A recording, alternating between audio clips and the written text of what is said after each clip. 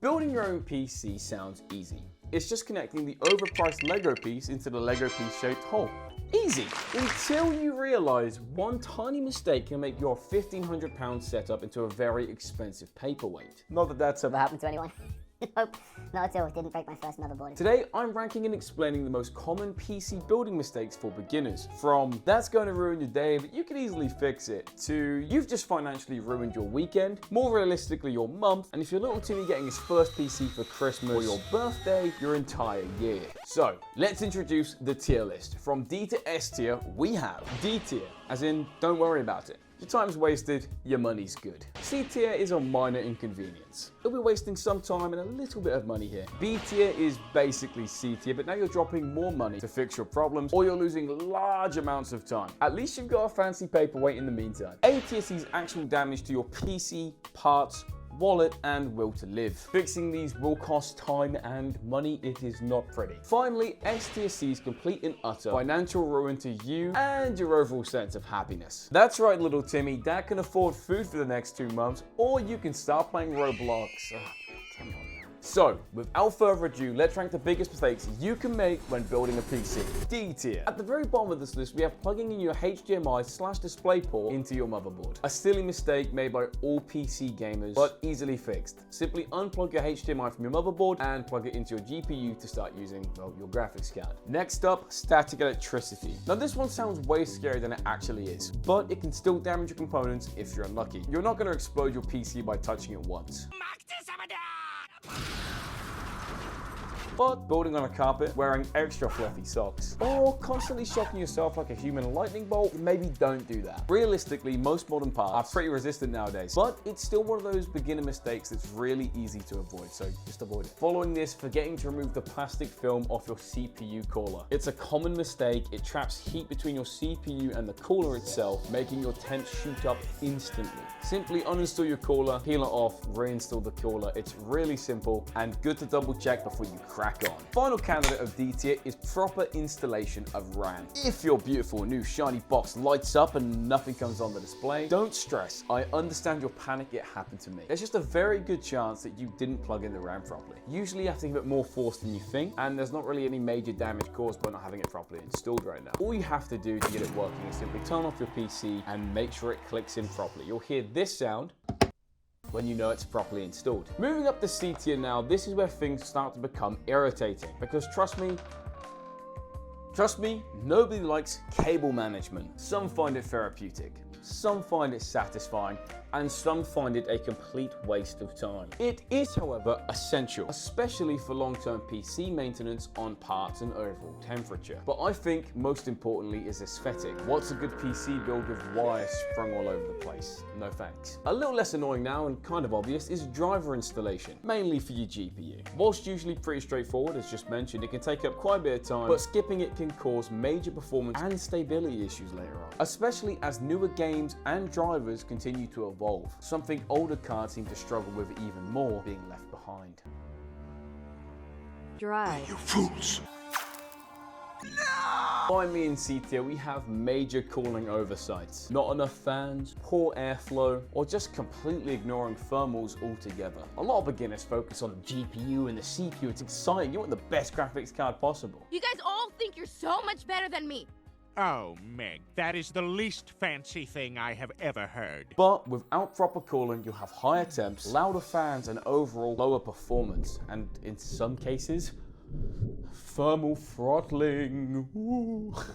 It's just when parts reduce their performance and generate less heat. It's not that bad. As we move into B tier, I want you to close your eyes, get comfy, and imagine this for a second. You've just got everything plugged into your motherboard. The cooler looks fantastic, the RAM clicks into place. So all that's left to do is plug in your GPU.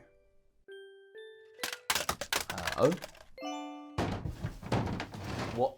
No. You mean to tell me your CPU cooler is too big, blocking your GPU? I actually done this with my Thermalright Peer Assassin. I had to buy a new motherboard. The entire process was a massive pain. But the good side is I just plugged in my old CPU cooler and struggled on with bad temps for a few more days and a bit of a worse performance.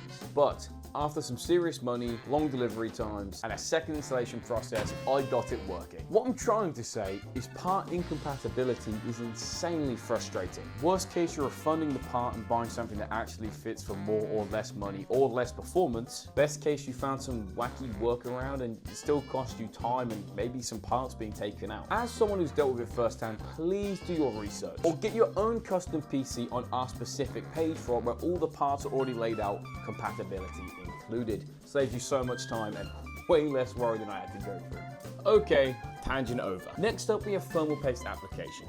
Too much, your temperatures suffer. Too little, your temperatures suffer. And if you pour it just right, your temperatures suffer. No, that's completely wrong. If you apply it right, it should work perfectly fine. The short answer is, don't overthink it. I'm sorry. Just take it, chill. Seriously, content creators, you can't get them. What are you thinking? Who hired this guy? Jesus.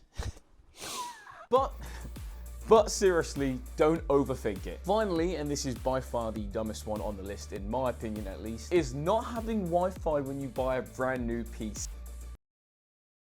Did I get you? I definitely thought you didn't know. But no, seriously, please get Wi-Fi. If you don't, it takes time to set up. The initial costs are somewhat expensive, and I really cannot stress how long it takes to get Wi-Fi up and running. It's been 84 years. I know it's very silly, and you'll probably yell at me in the comments, but I had to cover it just in case. I'm sorry, and I guess it's not even PC building, but I'm including it. It's my list. Get out of here. Okay. We've finally ended r/PC horror stories now, especially as we start with screws being over-tightened, aka breaking that component of yours with that gorilla grip.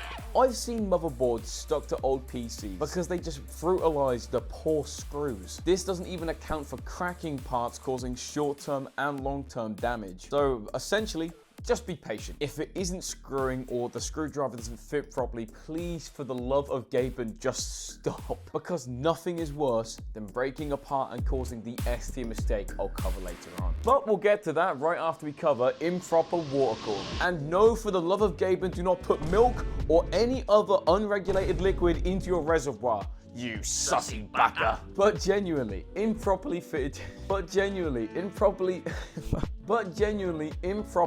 tubing, or pump installation, air bubbles in the loop, or coolant leaks can all lead to overheating, pump failure, or in some worst case scenarios, coolant all over your PC desk and components. A real pain to clean up. Trust me, the last thing you want is your components covered in coolant, let alone milk. Just imagine the cleanup job. Not a funny idea. Don't do it. Seriously, it's not funny. Okay, it's a little funny, but don't do it. Finally, we have landed in the apocalypse of building mistakes. These will leave a dent in your dopamine receptors for a solid forever. So please take care and don't damage your CPU or GPU irreparably. You love your GPU. You love your CPU. Without them, without this, what would your bronze teammates do without you? No, but seriously, bent CPU pins, improper mounting pressure, overheating, static discharge, or even forcing the wrong power cables and permanently damage your components. Or unlike faulty software and maybe the wrong drivers, you can't simply fix it with a restart of your computer. And I don't think I need to tell you, but breaking this can result in hundreds of pounds minimum trying to fix the problem. So trust me when I say the only thing making this worse is the final thing on our list, which is voiding your warranty. This is by far the worst thing on the list. Not to be dramatic, but it's horrendously expensive. Building a PC yourself means you take on all the responsibility. Bent pin, your fault. Power surge, that's just a skill issue. Oh my god, what is that? Oh cholera, czy to Freddy Fazbear? Overheating issues, well, you didn't install the fans right. No safety net, no backup, and some of these mistakes are so small, you don't realize you've made them until 4 months down the line when your PC suddenly won't turn on. And that's the scary part. A lot of warranty voids aren't caused by catastrophic mistakes. Sometimes it's tiny scratches on the motherboard. Sometimes it's a tiny thermal paste leak, or even the pre-mentioned static damage from before.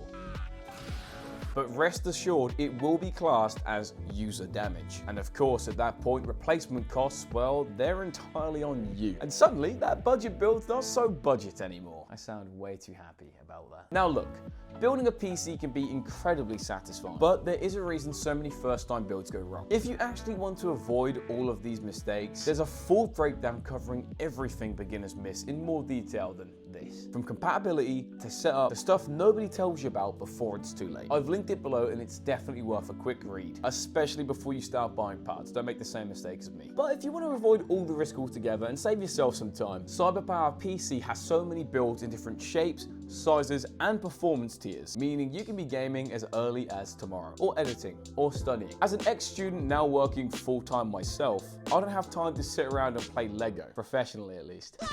But having one to go straight from the box is a time saver and a half that I cannot recommend enough. Anyway, that's all from me. Best of luck building whichever route you decide to take. But whatever you do, check out the blog, avoid the biggest PC mistakes, please. More importantly, let me know the biggest PC mistakes I missed down in the comments below. And of course, have a nice day.